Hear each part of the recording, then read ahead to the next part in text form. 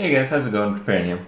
So I know I've done quite a few videos on Hearthstone, but it's mostly been about the gameplay and stuff like that. I haven't really talked about, the important stuff in the game when it comes to the actual abilities that you use, the cards. And, throughout the game, originally I started just, checking out the game and seeing what's good from the ground up. I played all the base decks. I played them competitively. So the decks that you just start off with, I was doing them in ranked, and I was trying to beat opponents that kind of cared about winning, and it went pretty well. And from that time, I've developed an opinion on cards. One of which was, these cards are good, these cards are bad, these cards are, okay. And that has actually changed over the course of playing the game. For the amount of time that I have. And I want to share with you guys some of the cooler cards, some of the cards that identify some of the classes, and I'll go over some of the mechanics. And I really want to highlight the cards that are actually really good and that I thought were not. So we'll go into that.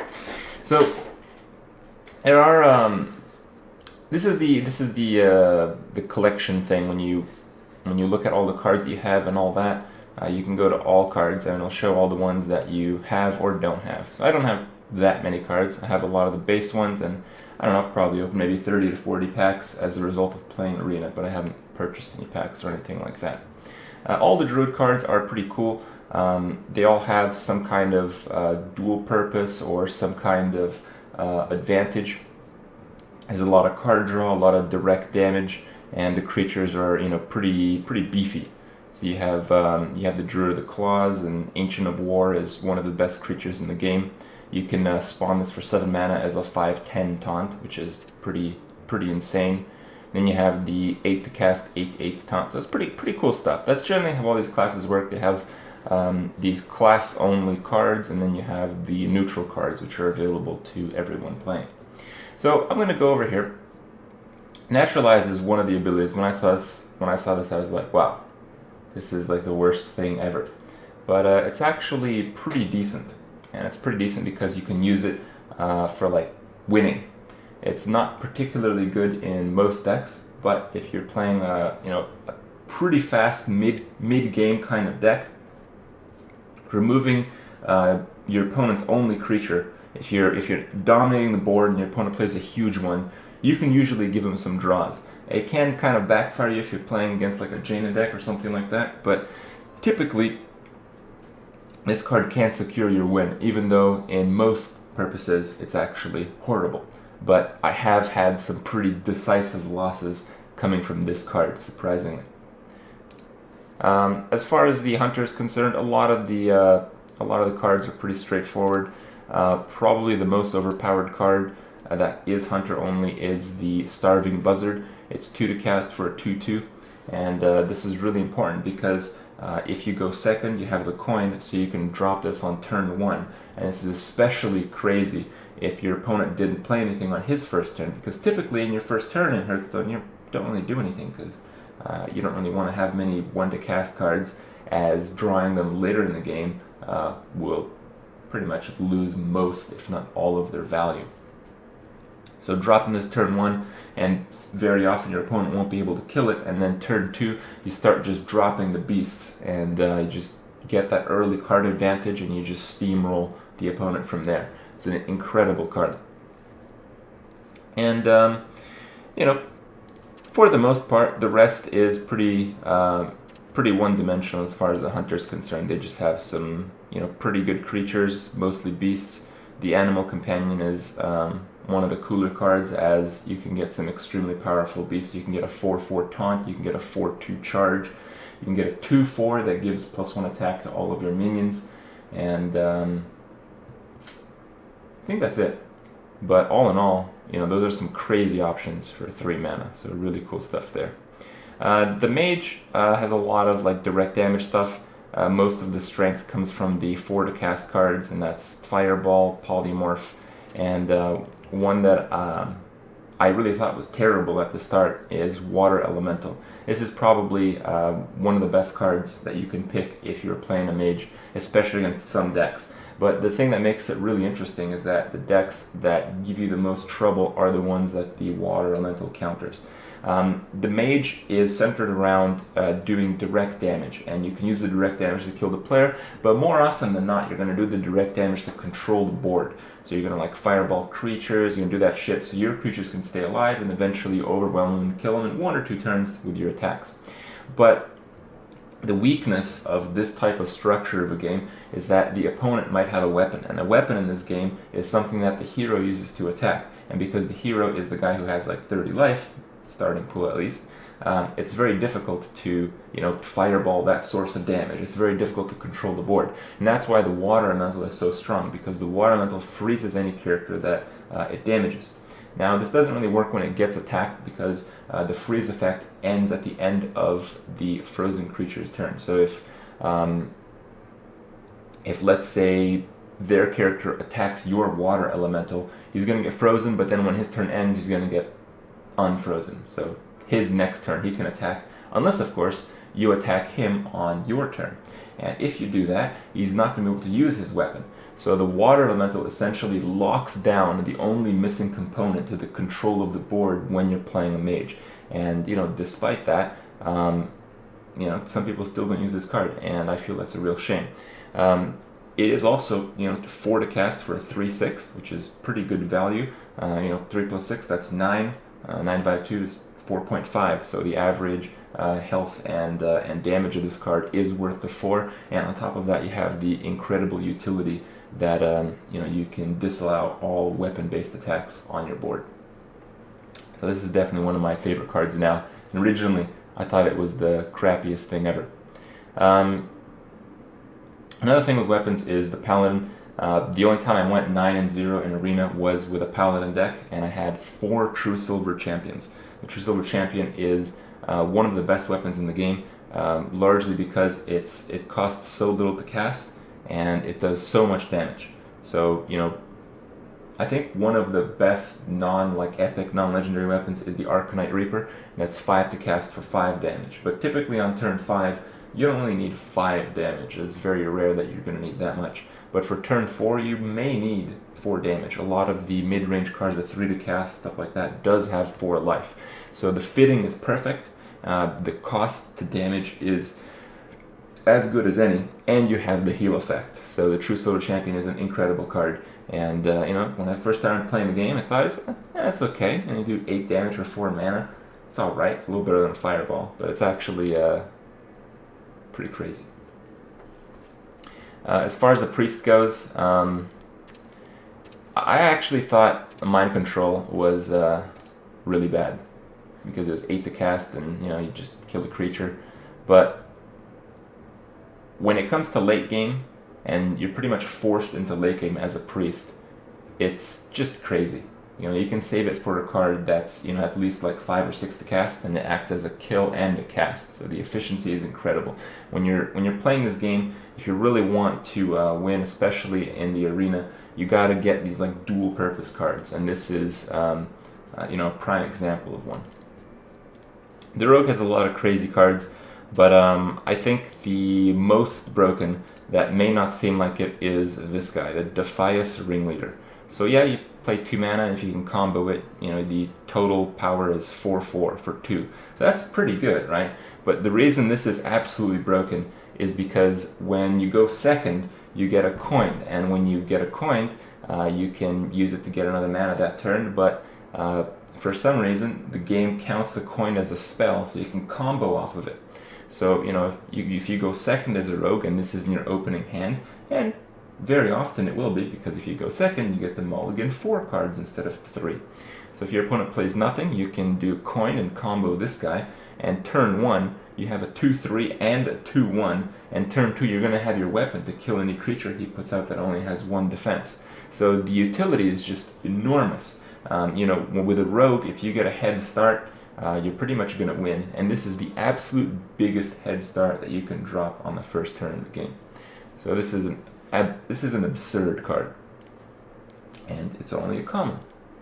There are a lot of legendaries in this game. When it comes to Thrall, Thrall probably has most of his good spells being the ones that are the rare ones, but there are some good common spells. You have the Bloodlust. This pretty much identifies the Shaman class, where you need the board control, and the second you get it, you Bloodlust and just, you know, melt your opponent in one, possibly 2 turns. But one of the more insane creatures that's also a common is the Fire Elemental. The Fire Elemental 6 for a 6/5 is very good, but the fact that you can do 3 damage to a target, and the fact that most targets there's gonna be typically a target with about 3 life on the board at this point in the game. You know, it makes it an amazing dual-purpose card. It's pretty hard to handle a creature that's that powerful, and especially given the fact that, you know, you're playing it and probably killing a creature at the same time. So the dual-purpose value of this card is amazing. There is one elemental that's a little better in my opinion. This is probably the most cost-effective creature in the game. It's effectively, because of the overload, which is the mana that's taken the next turn, it's effectively 8 to cast for a 7/8 taunt, but because you can drop it on turn 5, you can you know, get an out-of-control lead, and dominating the board is really how you win the game on a Shaman, and this allows you to do it. So some really crazy stuff there. For the Warlock, there's a lot of really situational cards. So there's a lot of cards that may seem like really powerful. A lot of people refer to Lord Jarax as one of the most powerful cards in the game, and they're right, it is, but there are some risks involved with it, and it's fairly one-dimensional play in my opinion. I think one of the best cards is Power Overwhelming. I wouldn't go too crazy with this card, maybe get 1, possibly if you really want 2 in your deck, but it allows you to combo this, especially with some Wind Fury mechanics using neutral cards, to do some incredible damage. It as well allows you to combo using Shadow Flame. So Shadow Flame destroys a creature and it does the damage of its attack to all the opposing creatures. I believe that's 4 to cast. I don't think I have that card though. There it is. Destroy friendly minion and deal its attack damage to all enemy minions. So you can Power Overwhelming, try to attack through without having your creature die, and then Shadow Flame your creature, so it just melts all of the cards that the opponent has. The Warrior has some really powerful cards. I think the best creature in the game is the Warsong Commander. It is a card that you start with as the deck, in the base deck I mean, and because of that, the Warrior base deck is actually a very, very strong one. When I was playing you know, all the base decks, I think I went like 9-1 in ranked 1v1, I think it's called, with the base Warrior deck, and it was largely because of this card, because even though your opponent may, you know, kill your creatures, you can't really play stuff when it's not your turn in Hearthstone. So if you can give your creatures charge, they're kind of out of control for that turn. So even though your opponent may have a deck that kills every single creature you put into play, if you can get this out and a few others, you can do some damage without him expecting it, and that really is very clutch when it comes to taking these games by surprise. But outside of that, there are some really cool cards. Here it is, Brawl. Brawl is really cool because it allows a different playstyle for the Warrior. Typically with the Warrior deck, you're looking for a deck that needs to push, push, push. You drop those weapons, you drop the creatures, you slay up, you know, all the minions with your weapons, and you know, your minions get through, your board gets out of control, and you win. But Brawl allows you to play the Warrior kind of like a tank. It's kind of a cool way to play the game where, you know, you can kind of assume these different World of Warcraft specs. With Brawl, you can use shit like Shield Block to gain armor, just armor up, and you know, before you play some big creatures yourself, Brawl to eliminate a large number of the creatures that are currently on the board. And in combination, perhaps with like Execute or something like that, you can finish off the last creature that remains. So some pretty cool stuff there. Most of the cards in this game are neutral cards. There's going to be a lot that I really like out of the neutral cards. I've actually lost a lot of faith in these 1-drops. Most of the 1-drops are pretty poor. I think the Leper Gnome is one of the best 1-drops, just because even if he's, you know, going to be completely useless, he is going to eat up 1 point of damage, and he's going to deal 2 points of damage. So at the absolute very worst, he's 1 to cast, deal 2 damage, and heal 1 life. So it's pretty good still in the late game. A lot of the cards that are very interesting are the Enrage cards. Putting an Amani Berserker on the board limits the options of your opponent. While I haven't used this card particularly that extensively, the potential for it is incredible, because if he plays this on his second turn and you go second, you're looking at your cards, you don't have a 3/3, you don't want to put a 2/2 on the board, you don't want to put like a 1/2 or a 1/1, because he's going to kill it, he's going to get way stronger. So this card really deals with the early game very effectively. And there's a few other cards that do this as well. See if I run into them. And you got Bloodsail Raider. Bloodsail Raider adds the attack of your weapon to the attack of the creature. So if you're using a warrior and you get like an Arcanite Reaper, this is 2 mana for like a 7/3. So you can get some crazy shit going on with the pirates, and that's kind of what I like to do with the deck that I play. I play the pirate deck. The owl is probably the best silence in the game. It is so because it's a creature, on top of it being a silence, on top of it being only 2 to cast, and also it's a beast, so people who play the hunter beast themed decks can benefit from that as well by giving them haste and a few other bonuses to stats. The owl is comboed really well with the Brewmasters, and essentially when I was looking at these cards at the beginning, I was like, wow, this card really sucks. Magic has some kind of cards like these where you play it and you have to return shit back, but it doesn't really work that way. The battle cry in this game actually occurs as the creature is entering play, so a battle cry will never be able to select its own target. That's something that may not be obvious to people who haven't really seen others play the game or haven't played the game themselves. So the situation is that the Brewmaster, you can use them at the start of the game, just 2 mana for a 3/2 if you really need a creature at that point in the game. But later in the game, you can use them to heal your minions, because later in the game you have like a lot of mana. So what you could do is, if you have an injured, high-powered creature, you can maybe attack with it, or maybe just play the panda, return the creature, recast the creature's healed. You can also use it to, duplicate the battle cry effects of the creatures that you're sending back. And that goes back to the owl. The owl is a 2 to cast silence. So what you could do on, let's say, turn 4 is, drop an owl, silence something, then drop the panda, return the owl, and then you can use the owl later when you need another silence. So the flexibility is incredible in this card. There is another panda, which is 4 to cast for a 5/4 with the same ability, but the utility in that card is not quite as good because it's mostly a late game card. With the youthful Brewmaster, you can drop it early game if you need it, and you can combo in 1 turn much more easily because it costs 2 mana less. So the utility in this card is absolutely amazing, and it's pretty cool to watch some of the combos that come out. Demolisher is a very solid card. Over here, we're going to start seeing a lot of taunters. Taunt is really big in this game. I'll get back to one of those cards. I just want to show you guys one of the best taunts in the game. Dread Corsair. The best taunt in the game doesn't have any special abilities. It's the Senjian Shieldmaster, which I'll show you guys in a second. But the Dread Corsair allows you to drop a taunter for free in some cases. So let's say if you're playing a Paladin, if you drop a True Silver Champion on turn 4, Dread Corsair costs nothing. So you can drop True Silver Champion, 2 Dread Corsairs for 4 mana. And if you have the coin going second, you can do that on turn 3. And the overwhelming initial board advantage that you get doing that move is typically game-changing. Going back to the Enrage mechanics, the Raging Worgen is probably one of the deadliest cards at the beginning of the game, especially if it's being used by a mage, because the mage can trigger Enrage by pinging its own creature. The reason this is really strong is if there's any creature that won't kill the Raging Worgen in 1 hit, so if he has, let's say, like a 2/2 creature or 2/3 creature, the Raging Worgen will get out of control. The reason it does that is because when you attack into a creature for the first time, if it's not enraged, and it gets damaged and it doesn't die, it becomes enraged and gets Wind Fury. And the Wind Fury is retroactive, so you'll be able to then attack again.